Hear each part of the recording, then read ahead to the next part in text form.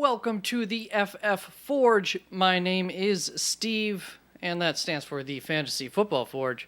And today we are going to be going through all of the positions in individual videos. So there may have been some released before this. I don't know what order I'm going to release them in tomorrow. But quarterbacks and tight ends should be coming out in the morning.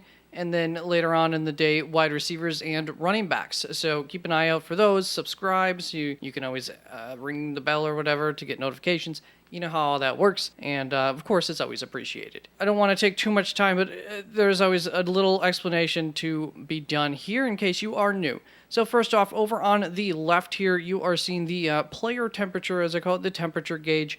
And Taysom Hill is off of the radar on the gauge, and he makes everything else look weird. So he does have his own little real hot signal there, and that's just because of the quality of his opportunities and production that he gets is insane.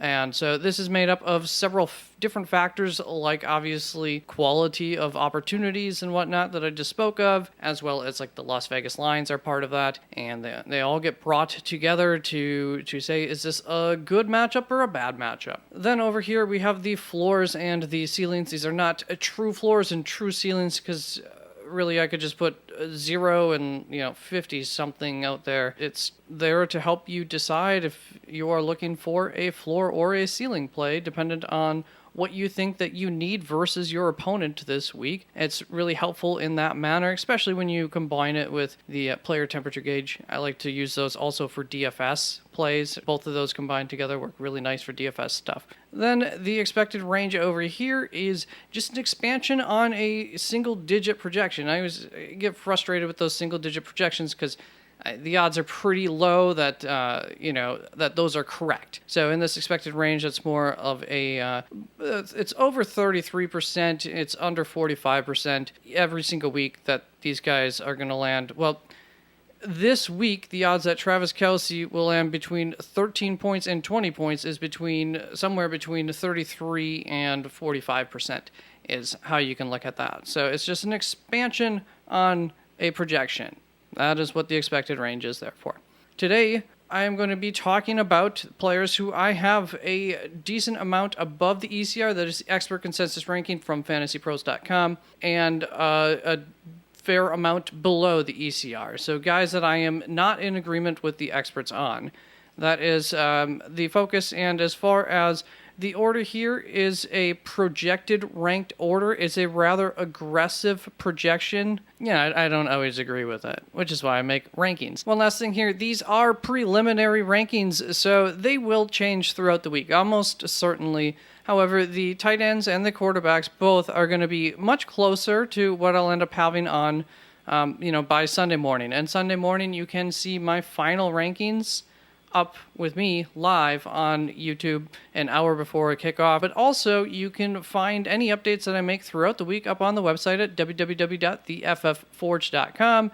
These will go up on Thursday, tomorrow. Please feel free to visit there anytime as well. Usually, I have a big update like Saturday night. All right, that's enough time on that. Let's just get right on to the tight end ones, who I have ranked like so for now. Travis Kelce, Mark Andrews, Dallas Goedert, Kyle Pitts, TJ Hawkinson. Then coming in at 6 is Evan Ingram, 7, Zach Ertz, Taysom Hill, Gerald Everett, Tyler Higbee, Hayden Hurst, and Mike Gesicki. Those are my top 12 tight ends. And Hayden Hurst, I have 5 spots.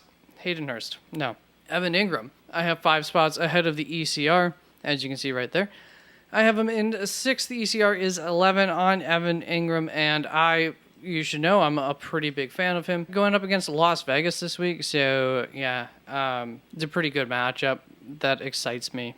I like it. So, good matchup. And for instance here, so why do I have Zach Ertz behind him? I have Zach Ertz 4 spots behind the ECR. The ECR is 3 on him this week. I have him at 7th. Been talking about this for over a week now, really since before the season. They're going to be less dependent upon Zach Ertz here in the second half of the season as they were in the first half of the season. And I felt like, 1 week is not a good sample size, but I felt like even over the past 2 weeks, there have been signs of that. His target share and the amount of targets that he's gotten total have gone down over the past 2 weeks. And last week, it was really just based on a touchdown was where his production is. That said, it is a better offense, a more efficient offense now. Has been so far since the return of DeAndre Hopkins. So touchdown opportunities will be increased, and they really do like Zach Ertz in the end zone. So I'm still, not too weary on him. And the second reason that I have Zach Ertz a little bit back this week is going up against Seattle. Don't really love that matchup. As you can see, the temperature gauge, a slightly cool matchup there too for him. So that's just how I ranked him.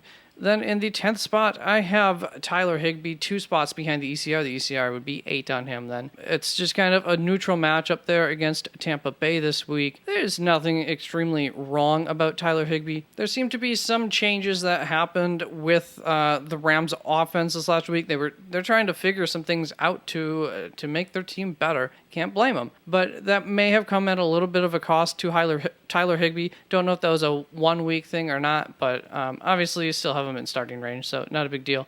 Then Mike Gesicki, I have at 12th. The ECR on him is 14, so I have him 2 spots ahead the ECR on him. If you've been following me on a week-to-week basis, you know that would be surprising. And this is as much to do with the tight end space, I guess, right now, other tight ends. I don't love this 12th spot. I think there are 11 tight ends this week that are must start tight ends, and then Mike Gesicki starts off a group that goes really comfort level would end right with like Darren Waller or Foster Moreau, which we'll get to soon. So Mike's going up against Chicago this week. That is part of the reason that I like him. Chicago has lost a couple of big pieces there in the center of that defense. I don't think their defense is going to be that great anymore. And I think that Miami is going to be able to exploit the defense and show that those big pieces being gone is going to impact them, and all the more opportunities for Gesicki to get a touchdown. And then on the flip side of that, I have Robert Tonyan 2 spots behind the ECR. I'm at 14. ECR is 12 on him. This is not really some sort of knock on Robbie T. He is a good play this week. As you can see in the temperature gauge there, going up against Detroit. So you got to love that. And I say good play, I mean, relative to, how tight ends work. I don't really trust him. I have him higher this week, and I had him higher last week than I have all season. I don't think there's going to be a whole heck of a lot of a ceiling there, even against this Detroit defense. So I'm not as excited about that matchup as the experts are, but it's obviously understandable with that Detroit defense. Then for Darren Waller and Foster Moreau, you can see I have them both much higher than the ECR has them, 11 and 7 respectively, spots higher. That just comes down to the fact that we don't know which one of them is going to be the starter this week. Is Darren Waller coming back or not? But either way, they ended up in the projections right next to each other, so I would feel comfortable saying, because this is kind of a fall off before we get some players that I don't, I'm less comfortable with. So if Darren Waller comes back, I do feel comfortable with putting him out there. It seems to me like the team is making sure that he's going to be, as healthy as he has ever been with his hamstring, however healthy that may or may not be, before they end up putting him in there. So I don't think there will be any sort of increased risk of injury compared to normal for him going in. And then Foster Moreau's, he had a large target share last week. He'd be a less confident play than Darren Waller, but still put him right there, because the next guy that I have is Tyler Conklin. I have him 2 spots behind the ECR. I'm at 17. The ECR on him is 15. And Tyler is going up against a good defense. Where are you, Tyler? Yeah, going up against Buffalo. So not really a big fan of that. Pretty bad matchup there. The reason I don't have him any lower is because the same reason that I had Tonyan as high as I did last week, which I actually ended up moving him a little bit backwards compared to this point last week, but is because of Tyler, the pure amount of opportunities that you may have for scoring, even though it is a good defense to go up against. And the defense is a little bit banged up. And Conklin got some more targets last week with Breece Hall gone. Now on to Cole Kmet, who I have 4 spots higher than the ECR. I'm at 18. The ECR on him is 22. As you can see, it's a good matchup there going up against Miami. Like I said, expect Miami to do pretty good against their defense, which should force this offense to have to move the ball a little bit more. And they added Chase Claypool, so that should definitely be helpful. However, on the opposite, we'll get more into this for the quarterback. more of a concern there. Miami added Bradley Chubb onto that defense, so that will make that Miami defense much harder than it has been so far this season. All the more reason that he might have to dump the ball off more quickly to a Cole Kmet. But hopefully that offense will be a little bit able to keep drives going just a little bit more now with the addition of Chase Claypool. It should definitely help the offense there. Now on to Logan Thomas, who I have ranked 19th. ECR on him is 24, having 5 spots higher. You could have Logan Thomas unranked after last week, and you couldn't argue with that. I think it just was a thing with Logan Thomas coming back in his first game. His usage was a little bit below normal, but it was not drastically lower where I think he'll be back up to his normal usage this coming week. And hopefully it's not a Taylor Heineke thing.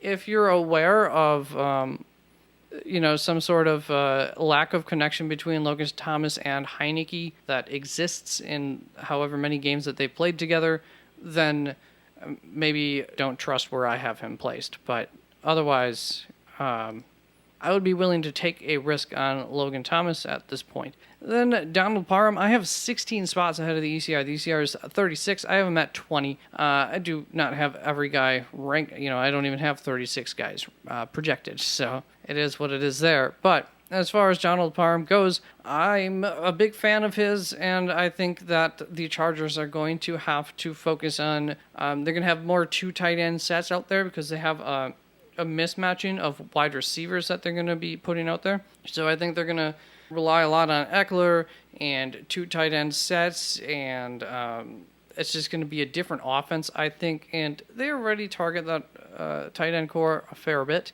So I think both Donald Parham and Gerald Everett will see a fair amount of targets, and I like that. Then moving on to Juwan Johnson, who I have 4 spots behind the ECR of him at 21. The ECR is 17 on Juwan. And he's going up against Baltimore this week, a team who just traded for Roquan Smith, has added, let me see here,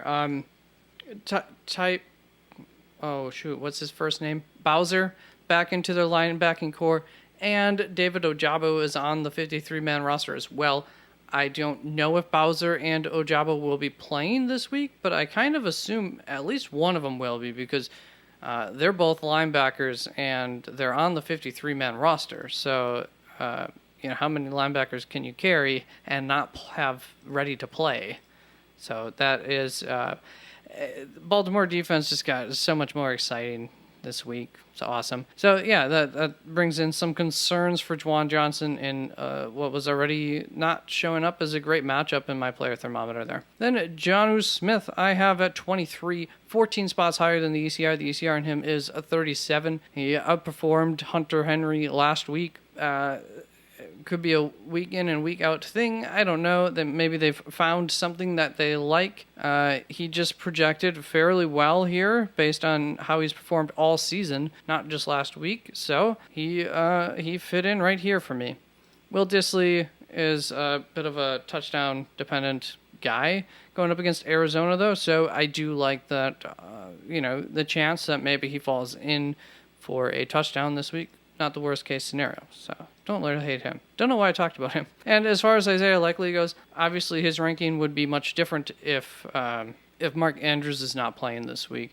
And if he weren't playing this week, I'd really want to see what the projections look like once I changed out his stats to look more like what they looked like last week. So I don't know, but off the top of my head, definitely ahead of Mike Gesicki. So I would put him in the tight end 1 area. Going up against New Orleans, they're pretty good against the tight ends, though. So I would have Isaiah Likely ranked somewhere between roughly 10 and 17, I would say, at the worst. So in that area, I would still feel comfortable playing him this week. That is it for the tight ends. Once again, all the rankings will be up on the website as of Thursday, and that is www.theFFForge.com. Link is down in the description as well. And look forward to all videos on all of the positions coming out today, so check those out. And that is it for the tight ends. So I feel like I'm forgetting something, but bye-bye.